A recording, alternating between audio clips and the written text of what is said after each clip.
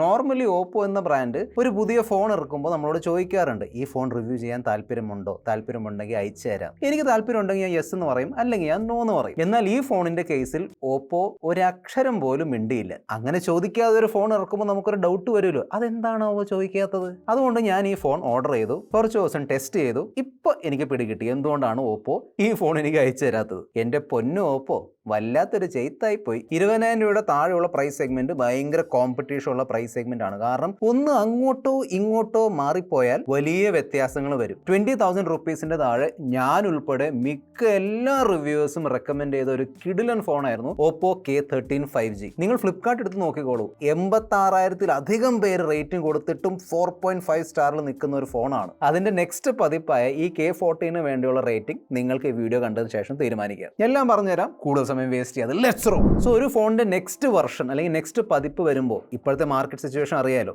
എല്ലാ ഫോണുകളുടെ പ്രൈസ് കൂടിക്കൊണ്ടിരിക്കുകയാണ്. സോ കമ്പനികൾ എന്താ ട്രൈ ചെയ്യുന്നത്? ഒന്നെങ്കിൽ അതേ പ്രൈസിൽ ചെറിയ ചില മാറ്റങ്ങൾ അല്ലെങ്കിൽ ചെറിയ ചില ഡൗൺഗ്രേഡ് ഒക്കെ വരുത്തിയിട്ട് ഓൾമോസ്റ്റ് സെയിം പ്രൈസിൽ അടുത്ത വർഷം ഇറക്കാൻ നോക്കും. അല്ലെങ്കിൽ ഫോണിൽ അത്യാവശ്യം അപ്ഗ്രേഡുകൾ ഉണ്ടാവും, പക്ഷെ അതിന്റെ കൂടെ തന്നെ പ്രൈസും ബ്രാൻഡ് കൂട്ടും. എന്നാൽ ഈ ഓപ്പോ K14 എല്ലാം നേരെ തിരിച്ചാണ്. കഴിഞ്ഞ വർഷം വന്ന ഈ ഓപ്പോ K13 ഏകദേശം 18,000 രൂപയുടെ പ്രൈസിലാണ് വന്നത്. അതിലുണ്ടായിരുന്ന ഫീച്ചേഴ്സ് ഞാൻ ഒന്ന് പറഞ്ഞു തരാം. നല്ല ക്വാളിറ്റിയുള്ള AMOLED display, full HD+ resolution, നല്ല smooth 120 Hz refresh rate, 7000 mAh വലിയ ബാറ്ററി, 80 വാട്ടിന്റെ ചാർജിങ്, അത്യാവശ്യം powerful Snapdragon 6 Gen 4 chipset, UFS 3.1 storage, ആ സമയത്ത് ഉണ്ടായിരുന്ന ലേറ്റസ്റ്റ് ആൻഡ്രോയിഡ് 15, ColorOSന്റെ നല്ല smooth performance, 4K recording support ചെയ്യുന്ന camera setup, in display fingerprint scanner, IR blaster, ഇതെല്ലാം ഉണ്ടായിരുന്നു. അതായത് 20,000 റുപ്പീസിന്റെ താഴെ ഒരു കംപ്ലീറ്റ് പാക്കേജ് ആയിരുന്നു. അതുകൊണ്ടാണല്ലോ ഇത്രയും പേര് അത് റെക്കമെൻഡ് ചെയ്തത്. എന്നാൽ ഈ ഓപ്പോ K14 ഡിസ്പ്ലേ നമ്മൾ ഏറ്റവും അധികം ഉപയോഗിക്കുന്ന ഒരു ഫീച്ചറാണ് ഫോണിന്റെ ഡിസ്പ്ലേ. ഇത്തവണ കംപ്ലീറ്റ് ഡൗൺഗ്രേഡ് ആണ് സംഭവിച്ചിരിക്കുന്നത്. അതായത് AMOLEDന് പകരം IPS LCD പാനൽ, ബെസൽസിന്റെ സൈസ് കൂടിയിട്ടുണ്ട്, and even full HD+ IPS LCD display അല്ല. അതായത് 18,000 രൂപയ്ക്ക്, ആക്ച്വലി ഇതിന്റെ ഹയർ വേരിയന്റ് ഉണ്ടല്ലോ, അതിന്റെ പ്രൈസ് 22,000 രൂപയാണ്. സോ 22,000 രൂപയ്ക്ക് HD+ IPS LCD ഡിസ്പ്ലേ ആണ് ഓപ്പോ ഈ ഫോണിൽ ഇട്ട് തന്നിരിക്കുന്നത്. സോ ഡിസ്പ്ലേയിൽ കോംപ്രമൈസ് ഉണ്ട്. പെർഫോമൻസ് എങ്ങനെയുണ്ട്? അവിടെയും ഡൗൺഗ്രേഡ് ആണ്. അതായത് നോർമലി 10,000-12,000 രൂപ പ്രൈസ് റേഞ്ചിൽ വരുന്ന MediaTekന്റെ Dimensity 6300 ചിപ്സെറ്റ് ആണ് ഈ ഫോണിൽ ഇട്ട് തന്നിരിക്കുന്നത്. K13 6 Gen 4 ആയിരുന്നു. പിന്നെ UFS 3.1 സ്റ്റോറേജ് എടുത്ത് മാറ്റിയിട്ട് UFS 2.2 സ്റ്റോറേജ് ആക്കിയിട്ടുണ്ട്. സോ ഇതിന് അപ്ഗ്രേഡ് എന്ന് പറയാൻ പറ്റും. ബാറ്ററി കപ്പാസിറ്റി എക്സാക്ട്ലി സെയിം ആണ്. 7000 mAhന്റെ ബാറ്ററി കപ്പാസിറ്റി തന്നിട്ടുണ്ട്. That is nice. സോ നല്ല ബാറ്ററി ബാക്കപ്പ് കിട്ടും. എന്നാൽ ചാർജിംഗ് ഡിപ്പാർട്ട്മെന്റിൽ പവർ കുറച്ചിട്ടുണ്ട്. ഇപ്പം 45 വാട്ടിന്റെ ചാർജറാണ് ബോക്സിൽ കിട്ടുന്നത്. സോ ഈ ഫോൺ ഡെയിലി യൂസ് ചെയ്യുമ്പോൾ സ്മൂത്ത്നെസ് ഉണ്ടോ എന്ന് ചോദിച്ചാൽ തീർച്ചയായിട്ടും സ്മൂത്ത്നെസ് കാര്യങ്ങളൊക്കെ ഉണ്ട്. കാരണം ഓപ്പോയുടെ ColorOS ആണ്. കഴിഞ്ഞ വർഷം K13 ആ സമയത്ത് ലേറ്റസ്റ്റ് ആൻഡ്രോയിഡ് 15 ആണ് ഇട്ട് തന്നത്.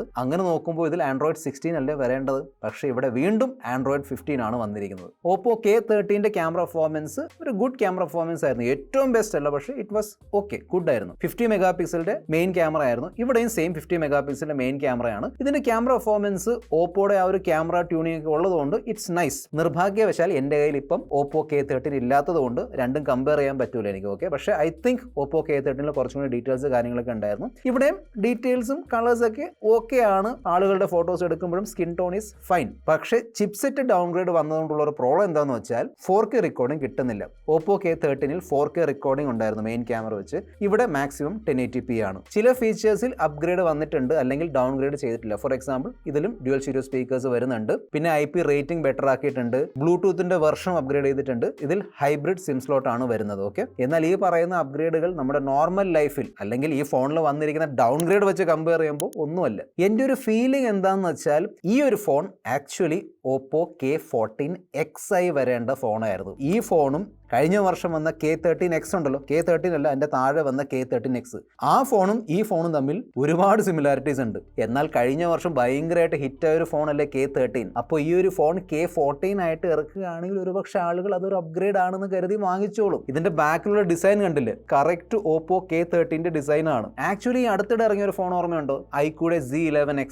അതിന്റെ പ്രൈസ് 3,000-3,500 രൂപ കൂട്ടിയിട്ടാണ് ഐക്യു ഇറക്കിയത്. അത് ഐക്യു മാത്രമല്ല, എല്ലാ ബ്രാൻഡുകളും ഫോൺസിന്റെ പ്രൈസ് കൂട്ടുന്നുണ്ട്. പക്ഷേ അറ്റ്ലീസ്റ്റ് ഐക്യു ആ ഒരു ഫോൺ Z11X ആയിട്ടാണ് ഇറക്കിയത്. അതായത് Z10Xന്റെ നെക്സ്റ്റ് പതിപ്പായ Z11X, അല്ലാതെ Z11 എന്ന പേരിട്ടോണ്ടല്ല ഇറക്കിയത്. ഓപ്പോന് വേണമെങ്കിൽ സെയിം സംഭവം ചെയ്യായിരുന്നു, പക്ഷേ ഇത് എനിക്ക് ഇഷ്ടപ്പെട്ടില്ല. അതായത് ഈ ഫോൺ ഓപ്പോ K14 ആയിട്ട് ഇറക്കിയത്. എനിവേ, നിങ്ങൾക്ക് ഇപ്പോഴും ഡൗട്ട് ഉണ്ടെങ്കിൽ ഞാൻ ഈ രണ്ട് phone Oppo K13 and Oppo K14ന്റെ സ്പെസിഫിക്കേഷൻസ് സൈഡ് ബൈ സൈഡ് കാണിച്ചു തരാം. റെഡിൽ കാണുന്നതാണ് ഡൗൺഗ്രേഡ്, ഗ്രീനിൽ കാണുന്നതാണ് അപ്ഗ്രേഡ്. അപ്പോൾ ഞാൻ പറയാതെ തന്നെ നിങ്ങൾക്ക് അറിയാം എൻ്റെ കാശ് എന്തായാലും പോയി. നിങ്ങളുടെ കാശ് പോകാതിരിക്കാൻ വേണ്ടി ഈ ഓപ്പോ K14 സ്കിപ്പ് ചെയ്തിട്ട് ഒന്നെങ്കിൽ ഓപ്പോ K13 വാങ്ങിക്കാം, അല്ലെങ്കിൽ 20,000 റുപ്പീസിന്റെ താഴെയുള്ള ഏത് ഫോൺ വാങ്ങണം എന്നൊരു ഡൗട്ട് ഉണ്ടെങ്കിൽ നേരെ ഈ വീഡിയോയിൽ ക്ലിക്ക് ചെയ്യുക, കാണുക. നമുക്ക് ആ വീഡിയോയിൽ വീണ്ടും കണ്ടുമുട്ടാം.